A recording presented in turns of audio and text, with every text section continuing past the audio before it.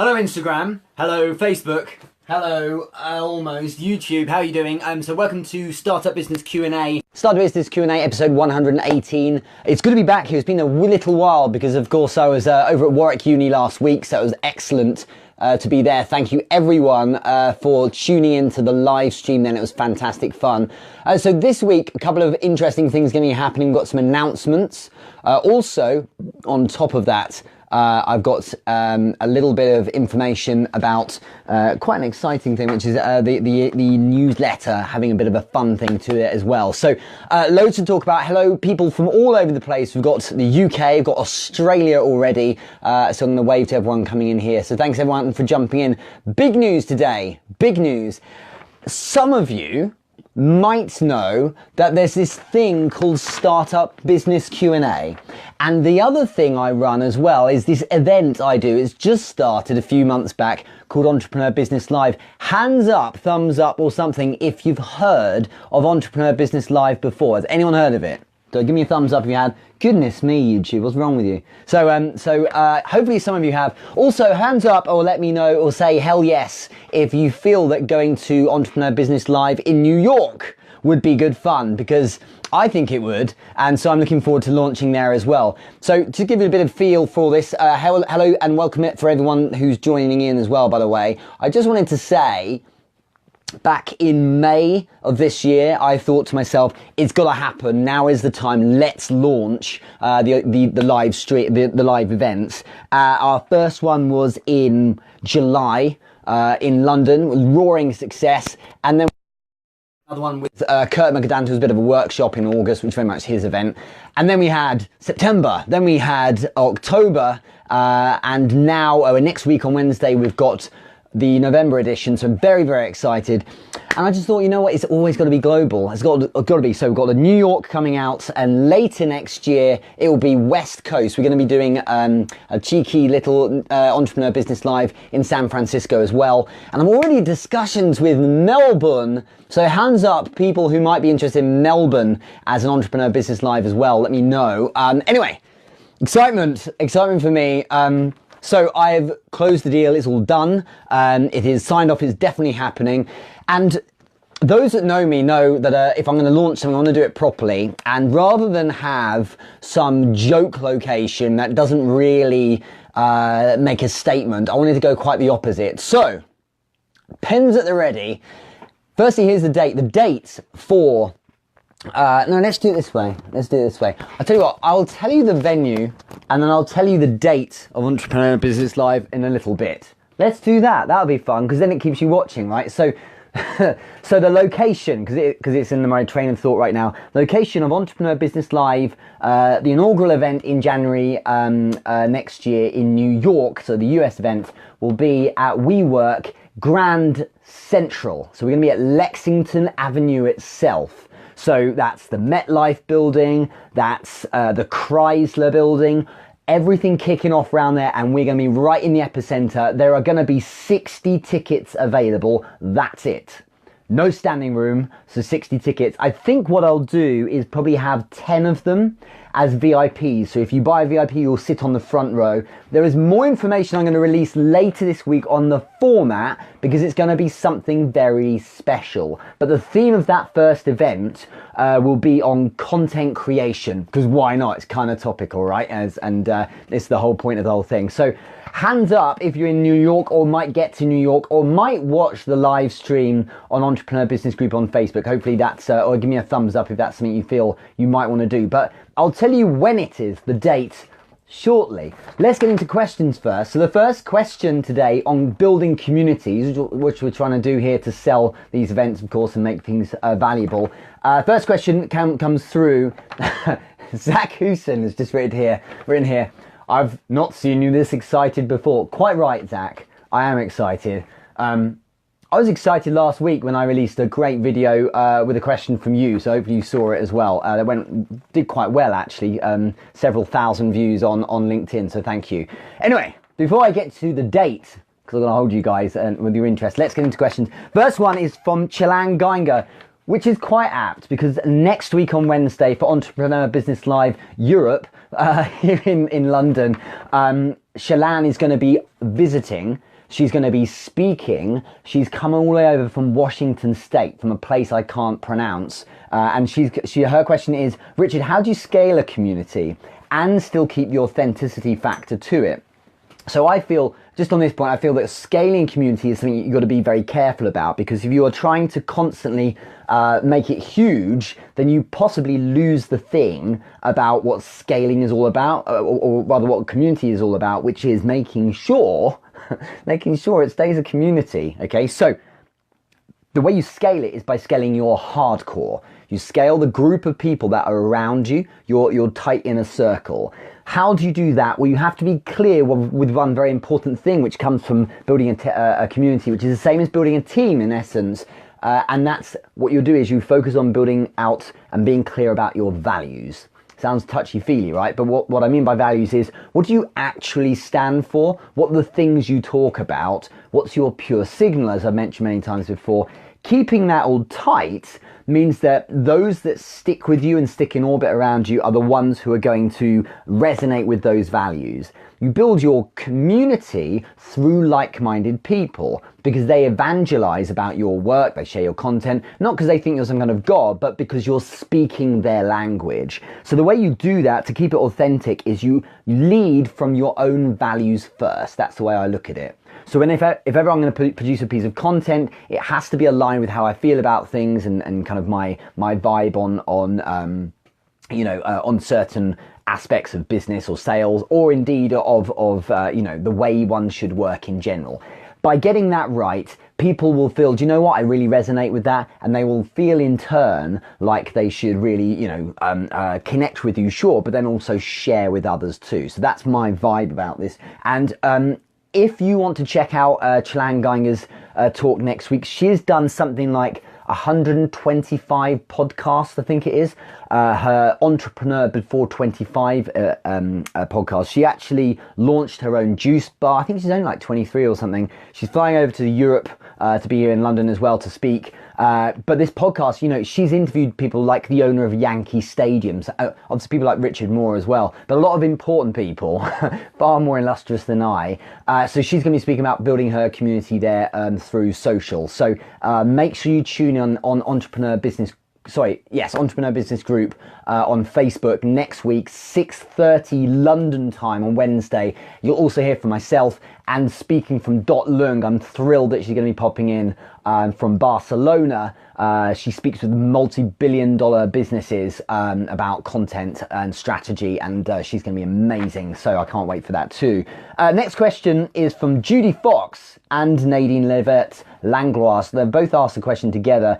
Nadine asked, screenshots, when do you share comments and conversations? So for instance, if someone sent me a DM and said, hey, I think you're quite great, thanks very much for what you said today, copying that and throwing it onto a story or a post or something like that, is that cool? Should you do it? And Judy Fox has added, it was in line with that comment, that's a great conversation to talk about. And if you, Richard, ask permission to share, sometimes even if it's a public comment, it can feel like sharing might break a sense of trust or privacy.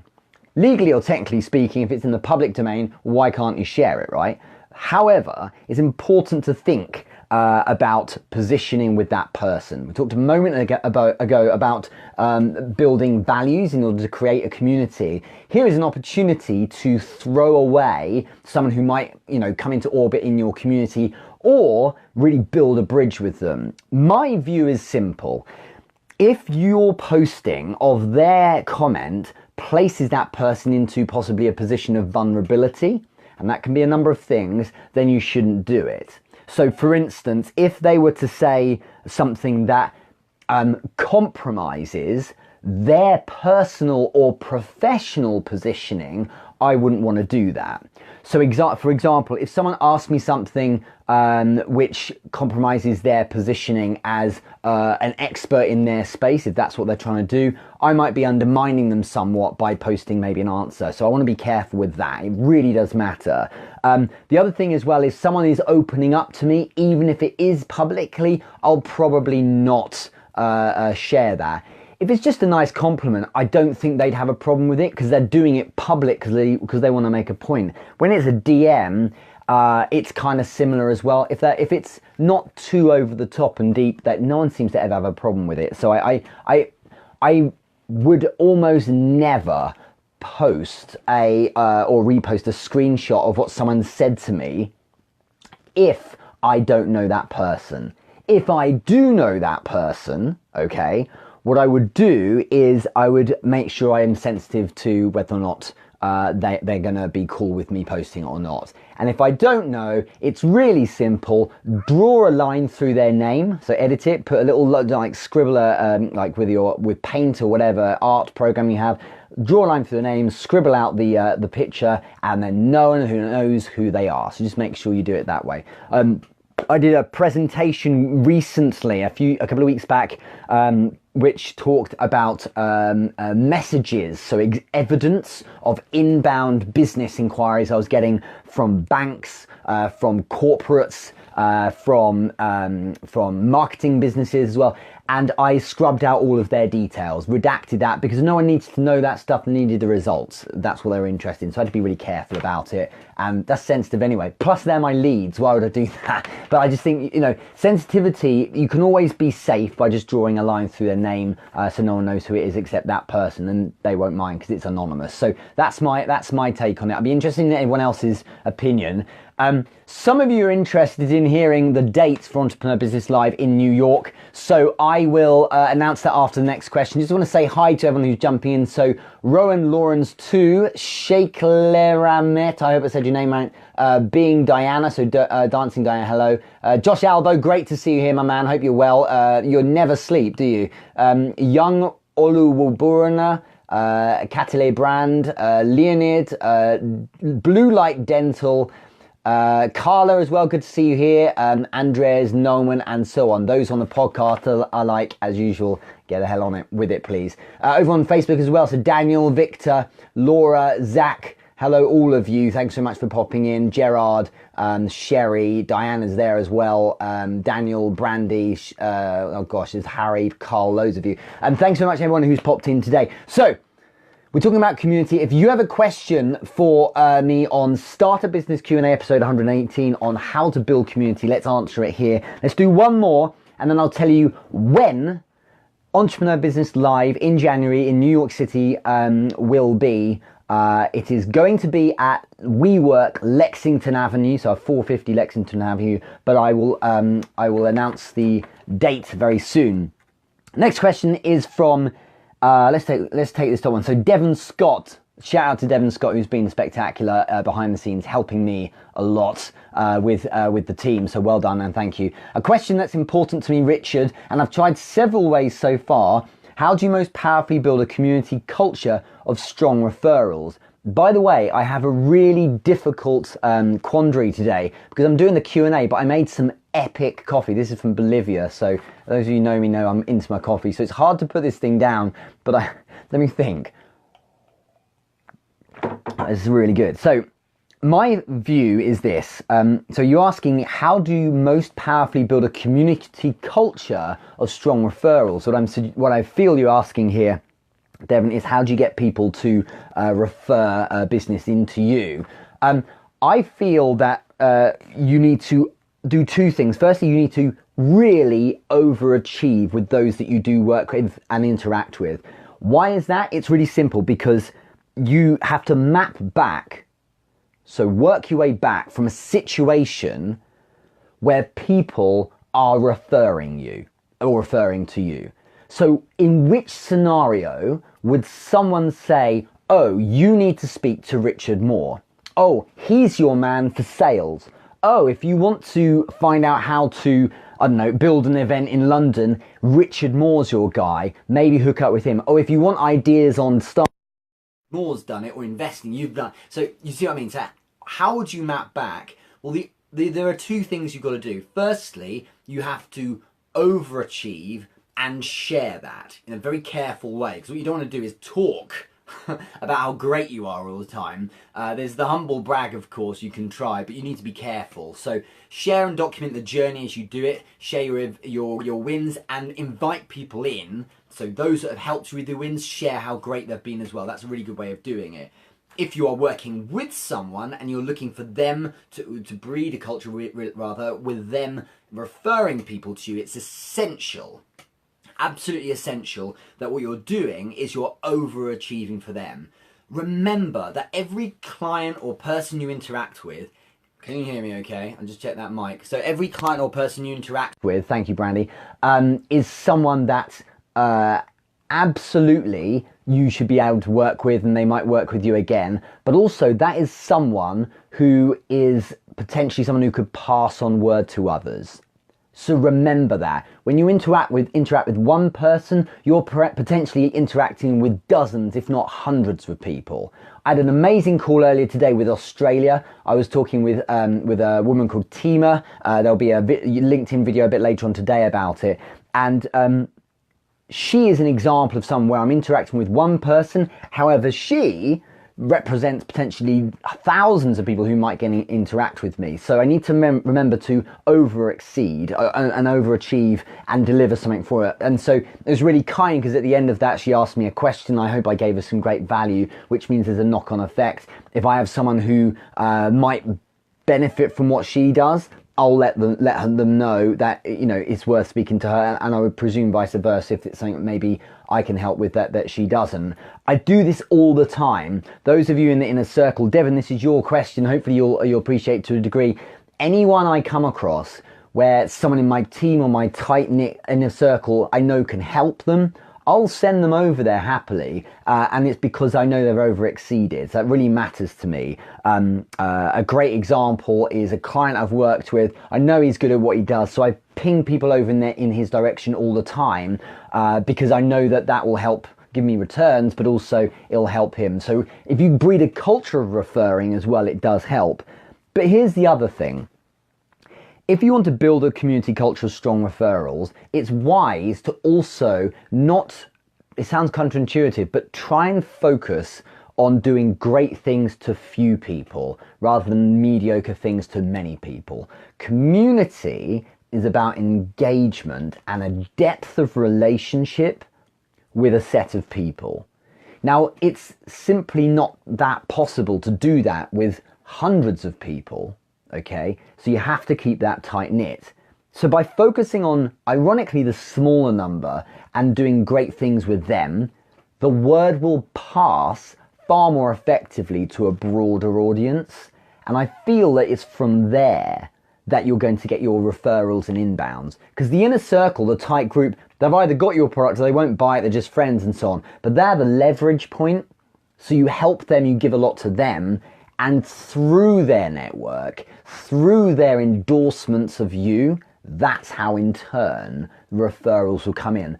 That's a calculated play, you know, and that's the way I would look at doing this.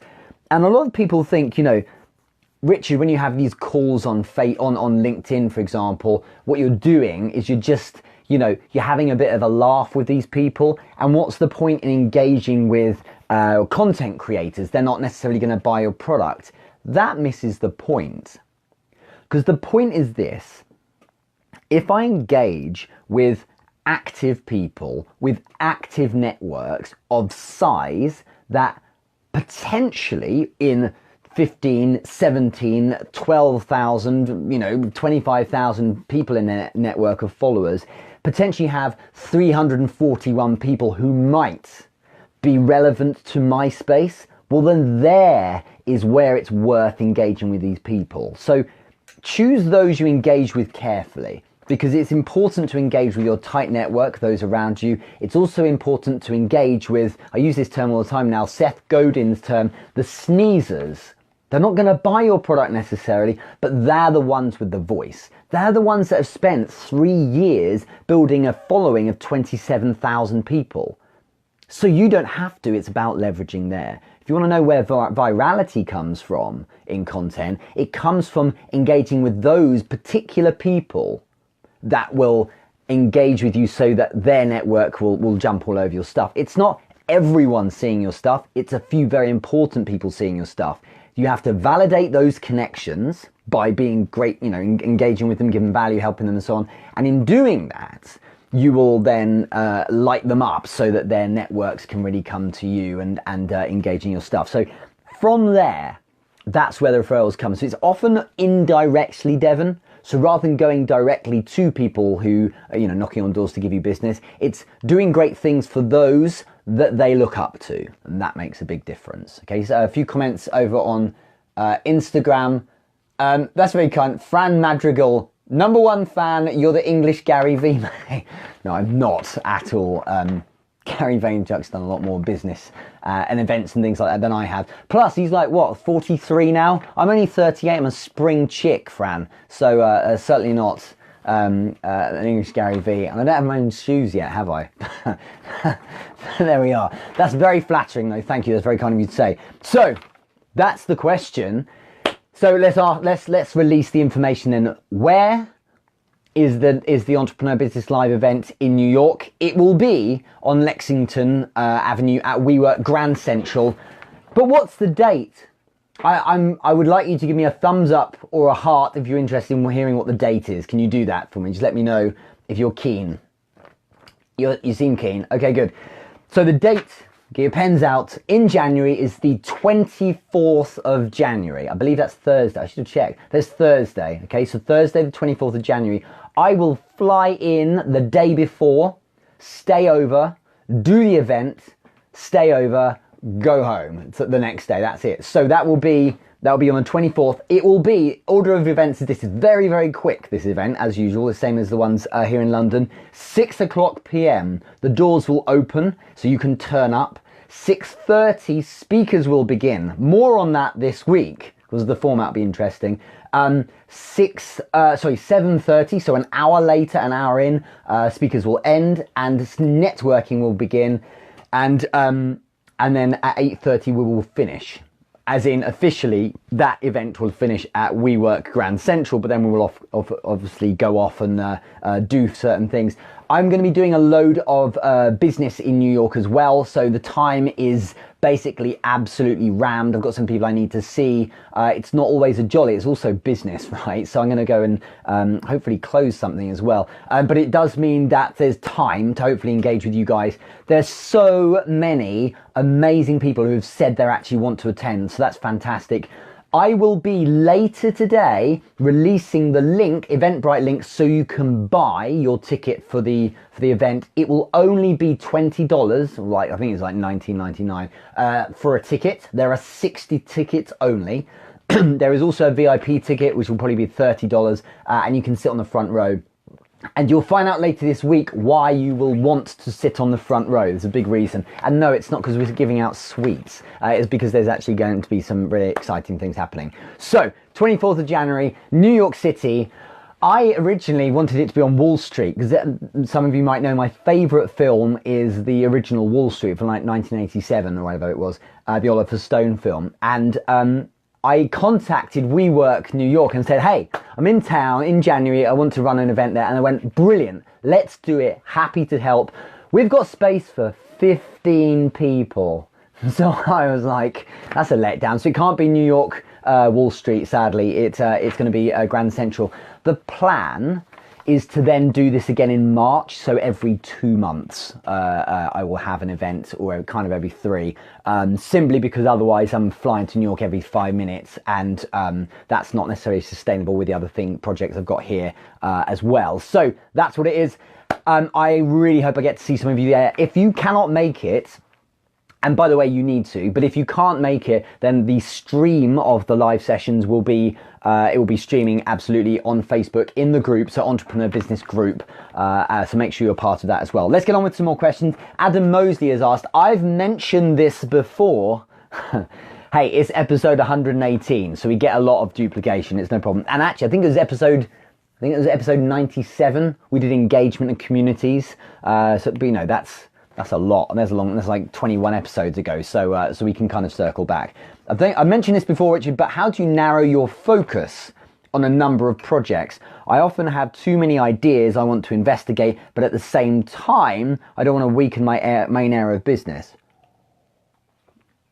So there's a way I look at this. I produced a YouTube video on this years ago, actually, which is lines of work and lines of focus. It's really simple. Make sure that the new projects you take on are aligned with your... Someone mentioned Gary Vee earlier. So if you use Gary Vee's parlance, your North Star, okay, your Polaris, the direction you're ultimately going in, the direction of your life and where you're trying to head, that is where you are headed. So does your project align with it? There are certain things I have in mind with my kind of trajectory, and Entrepreneur Business Live completely sits in neatly with that. So for some, it's like, what are you doing now, Richard? Now you're going to start some events business. But actually, that events business is very streamlined with the message I build around business and sales and startups. It works alongside the fact that I'm an investor in some startups because it allows me to interact with more of them. It aligns with the fact that I want to give more money to charity. Already we've given, it's close to £400 to charity just from a couple of Entrepreneur Business Lives alone. So by working like this, by deciding whether or not your project is aligned with what you do, it's very, very important to do that. Because otherwise you are potentially going, shiny object, and going off in the wrong direction. So bear that in mind. Very, very important. And be cool with saying no. Because if you're cool with saying no, what it allows you to do is say, do you know what, this isn't right for me. And because every time you say yes to something that's not aligned with what you do, you're basically saying no to those you should be working with. Those that follow your stuff, those that engage in your current businesses and the work you do, those that rely on you and need you, you're now to a degree starting to say no to them a bit because you're saying yes to something that's not aligned with it. Do you see what I mean? So saying no to things in the periphery, if it's too far in the periphery, is a good thing because it allows you to say yes more and go more in on those people who are kind of resonating with the line of work that you should be focused on instead. So just make that decision, you know, is this helping me getting in the direction I want to be going? You know, do you want to be, for instance, Adam, do you want to be a globally known personal trainer or nutritionist or because I know you work in the kind of the health and wellness space. Is that what you want to be known for? So does this new project help me get in that direction? Have balance as well. If it's like, well, technically it does help, but now it's going to take a third of my time each day, well, maybe that's something you should be careful with. But that's something to think about. If it's not aligned, it's often perhaps worth saying maybe it should be a no. A little question has come through from Zach Hooson. So on that theme of aligning with your North Star, etc., how do you avoid the trap of making the project align by actually by making connections that might not exist versus things that actually align? That's it. I mean, this is the thing. You can almost make everything align, right? You can. And I think I remember, this is weird, this is directly related. I remember many years ago when I was at university, this is in my head because I was at Warwick last week, as an experiment, I wrote an essay and then I decided to read random books around the library and crowbar in a quotation or citation from them to see whether or not I could make them relevant. So, you know, you want to show you're well read and you want to use books and different works and things to kind of reinforce your point. And both my degrees are in history and I was writing about early modern history, so like 1500, 1700, Tudor period, Henry VIII and all that kind of thing. And I was going to like Japanese history, I was going to languages, stuff like that. And it was just a fun test for that essay. I was getting books completely different subject areas. Like, you know, I wouldn't be just going slightly outside like sociology, I was going miles out. And I genuinely could make quotes and bits of information relevant to that essay. It's really fascinating because a lot of themes are transferable. But the thing is, there's time, and this is really the issue here that I think Zach, you'll agree is the major problem. If you are trying to make everything, if you could probably convince yourself that everything you do is directly relevant to what you're doing. I could go and say, well, I'm going to go learn German. Because if I go learn German, I'll be able to engage with more Germanic people, which might help me do better with building communities on Xing.com, Xing, because in Germanic businesses, Germanic cultures, in Europe, they don't really use LinkedIn as much. They use Zing. And if I can do that, I can build a community, leverage the attention and get people to engage with me more and buy my stuff. Well, that's one heck of a leap. And technically it's right, but you can't pause the world while you learn German for this minute little extra bit of attention you might get. So I think it's ultimately a case of saying, how much time, I'm going to audit, how much time is this going to really going to take me? And as a result, is this going to be something that's wise? And I think with that in mind, you're basically looking at what's called a cost opportunity. So is it going to be something that is going to take a huge amount away from me? And again, therefore, those who I'm already working with, in return, in kind of sense of what I get in return. So thinking along those lines is right. I think, unless it's a definite fit, unless it feels like it's very clearly relevant, then often it's possibly best to leave these things alone. There's just not the time otherwise. But everyone's different, aren't they? Let's do 2 more questions. So Ian Tisker's asked, what are some of the most practical actions we can take that give you results? Presumably with building communities. Who do you learn from? Who do you learn these from in regards to building a strong community? To be honest, a lot of it's trial and error. This might sound arrogant. I can't think of anyone in particular from whom I learnt how to build communities. Rather, it was more a case of saying, right, what do I want here? I want people to feel like they engage with me. I want them to resonate with me, and I want to resonate with them. So I'm going to seek out like-minded people. I started, Ian, by going to relevant groups and engaging with people, and over time, rather than telling them to join my group and my community, I made it a no-brainer for them to do so on their own back, because I was giving them value. Hopefully that was of use to them. I think that it sounds obvious, but you've got to listen to people. You've got to actually engage with them properly. And what that means is, if you want people to be in your community, it's not about sticking people in a group, because that's technically just numbers in a group. I work with a business at the moment who has a LinkedIn group in pharmaceuticals of 650 people. Not a singular like, let alone comment or piece of engagement of any of their posts, ever. Any days. Not even the people on their team like their own posts. It's ridiculous. So that's no community. That's technically people who are in technically a group, but that's just some piece of computer data that says they are.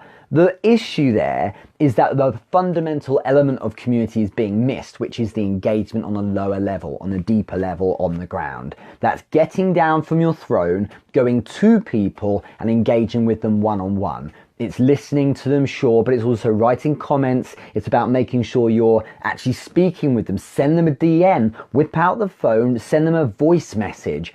Things like that are what build community. The chat I had earlier with Tima over in Melbourne was fantastic, because we both agreed that it's these more offline experiences where, like, I know I'm online and this is on social media, but this is kind of something between us, right? As opposed to me just posting something as is, we're engaging on a deeper level. It's also the same as when I was having the conversation with her. That was a kind of an offline, online call, and those deeper, more purposeful engagements are really what builds the community, because then it helps validate the reason why we engage with each other's stuff moving forward. So the practical actions we can take is spending the disproportionate amount of your time engaged directly in engaging with people on the ground. So more of your time should be spent in the comment sections and in the DMs than is spent on the high level content, as in by hours of day. Content, for instance, today the LinkedIn piece of content I'm going to produce and this piece of content relatively is a very short amount of time, but the rest of that time, that is not working with clients during the day, is engaging with people one-on-one. Now here's the thing. You might be thinking, well, that's ridiculous. That's not going to help build a community or a big scalable community like Chilan Geiger's question was, because that's one-on-one. That's going to take forever. Yeah, but 5 people a day is suddenly 150 people a month, which is 1,800 people a year. It does add up. And now the singular people. Remember we talked earlier about if you advocate, if you build advocates and you get people who are interested in what you have to say, then what you do is you move to a place where they start referring, sure, but they start evangelizing and endorsing you as well, and that matters. So it's one-on-ones that matter. That lower level engagement that people think is so incidental that it doesn't matter, but it is the game when it comes to building the communities, okay? The big level stuff's essential. Engaging with big people that are going to help, with the distribution of your content, but you need to get down on the ground. And I know someone who has produced an immense amount of content online. They produce content every single day, in fact. However, that person's community and engagement within the community of her content is dropping off a cliff because they're not spending any time at all engaging one-on-one with people. You can see it. So the content goes out and it's like, it's crickets. There's nothing happening. And that's a huge warning sign. Don't get so focused on content that you're not thinking at all about community, because without community, the content's a massive waste of time. Okay, massive waste of time. Just want to finish on one last question, but I want to shout out to Catherine Dar, who's I think on Facebook or on Instagram. I saw you over on Instagram a second ago, over in Geneva, for inviting me over there. So I'll be with you in December, on December 6th, I believe it is. We were going to be doing a LinkedIn local there, so it's really exciting. More on that soon. And that's a week before, of course, December 12th, Entrepreneur Business Live, December. That's a little time away from now. It's still October. But shout out to you. Thanks very much for joining in today. Let's ask one last question. Let's take Daniel Nunez, working on the delegation aspect, and I'd like suggestions on methods to making more effective calls to action.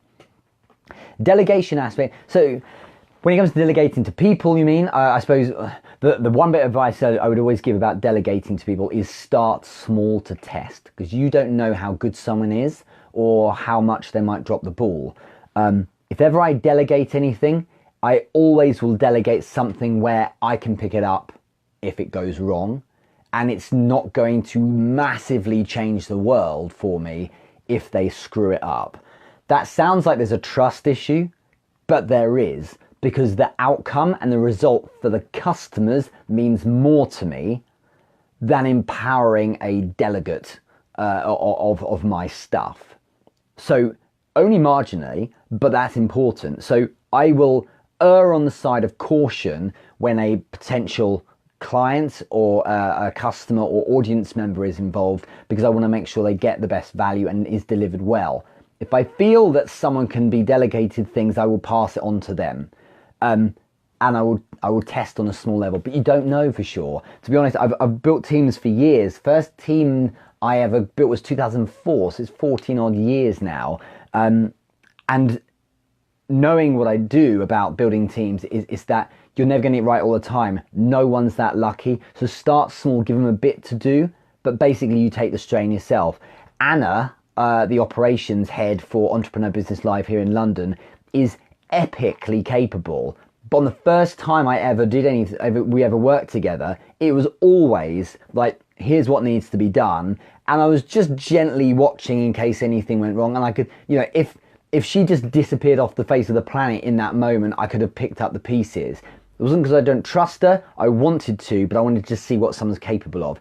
And no interview or chat on the phone or good vibe about someone is actually going to help you test whether or not you can delegate effectively, other than getting them to go do it. Much like anything, go practice and see what happens and then go from there. Now she takes so much of the lead because she's so strong, but that she had to prove herself in a way, both to herself but also to me. So that's one angle on this, Daniel. The other thing is working on delegation. So that's working on delegation. The other thing is suggesting methods to make more effective calls to action.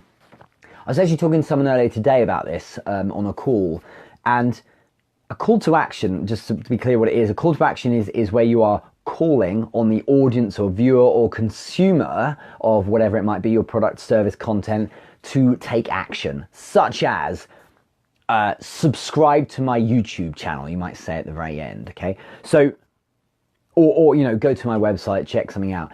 That's essential, because there are two ways of doing this sometimes, and both are valid, but you got to be careful with the first. The first is your request for them to take action. Now, if you ask too much from your perspective, so I want you to do this, or I'd like you to do this, it potentially causes a problem because people don't like to be told what to do. So there are other perspectives here instead. One is the perspective of the person you're speaking to. So if you sign up, this can happen. So that's more likely to get a better result because you're putting it from their perspective and suggesting like the power is with them and they can decide whether or not they want to act. Another angle is a third audience, which is the audience itself. So you say things like, others have taken this action, so why don't you look at it as well? You see what I mean? So the person I was speaking to was talking about launching a new medium of content, and they said, I'm concerned, Richard, about saying, hey everyone, I want to launch this new thing, so check it out please, because she's saying the call to action is too self-indulgent, and I agree it was. The alternative here is leverage audience instead and say, hey, a lot of you are asking for this new thing I'm doing, so as a result, I'll be doing it. In fact, it's very similar to how I launched the newsletter recently. It's coming out a bit later on today, so that every week on a Monday. That newsletter started with a notion by me that I would like to do a newsletter, but it was also born out of people saying to me things like, is there somewhere where I can get a digest of your weekly content, which is very flattering. But what I did was I did a poll. Some of you might remember I did a poll, I believe, to the Entrepreneur Business group, if not on my profile on Facebook. Would there be an appetite for a weekly newsletter with a digest of my content, with news about what the industry is doing, so practical news you can use in your business, and information from top people in the world who have something to say that week? And overwhelmingly, it was a big hell yes. So by doing that, I was able to move to a place where I could say, so you've asked for this. Same with the podcast as well. So many people were saying, Richard, can I get a podcast version of your Q&A so I can listen to it in my car? So many people asked for it that as a result, I was able to say, you've asked for this, so here it is for you. I'm just the messenger or the broker of the information. It's you lot have actually asked for it. That perspective, Daniel, on a CTA or call to action is often a little softer and nuanced, but it's a nice way for people to say, yeah, I will check that out, because if other people are, then herd mentality, right? People don't like to be told what to do. They like to feel like if they had a choice and they're feeling nudged or leaning in a direction of doing something, that they are in control of deciding to go that way. So create that scenario. I hope that's articulated well enough. That's the way I'd look at it. Let's leave there. Thanks so much for those who sent questions. There's a few others as well, but Devon, Chilan, Daniel, Nadine, Judy, Adam, Alex, Danny, and Ian as well. Thanks so much for your questions. So just to finish up, later today the newsletter is going out. In the last few weeks, I think it's been about 8 weeks now that we've been doing this newsletter. It's more than doubled in subscribers, and I'm not going to tell you to sign up to the newsletter. Kind of am. This is a call to action for you. And here's an example of it in a way, Daniel, I'm giving you right now. But put it this way. We now get 0 unsubscribes from our newsletter each week. And yeah, it's well over 100 people, okay? 0 unsubscribes. That means the people who don't want it, and they do unsubscribe. We're also way above the industry average in terms of opens. So what that tells you is that when people sign up, they don't decide it was a bad idea, and more people than usual actually open it because there's value in there. So I would urge you to try it out. You can always unsubscribe if it's terrible. I hope I won't get loads of unsubscribes now. But this goes out, I think it's 4 p.m. Later today, so that'll be like I think it's 10 a.m. Pacific time. But if you sign up, you go to therichardmoore.com. There's the CTA for you. Scroll down just like everyone else has, and there's a little box for signing up to a newsletter. Literally first name and email, that's it. I don't use your information for anything else other than to send you that newsletter, that's it. So it's called the Entrepreneur Business Bulletin, and you can grab it. But I will be putting some more information in there, of course, about Entrepreneur Business Live New York City, 24th of January in New York. More information this week on the format because it's going to be something special, but 60 seats are available, so do make sure you engage with it. I am, some people have asked already, I am taking sponsors if you're interested in sponsoring the event. I already have someone who's probably going to be doing it, but I'll probably allow 2 others as well. In the meantime, thank you so much everyone on Instagram, great to see you here. Thank you also those of you on Facebook too, absolute pleasure. And I will catch you all later on today. Take care of yourself. Thanks a lot.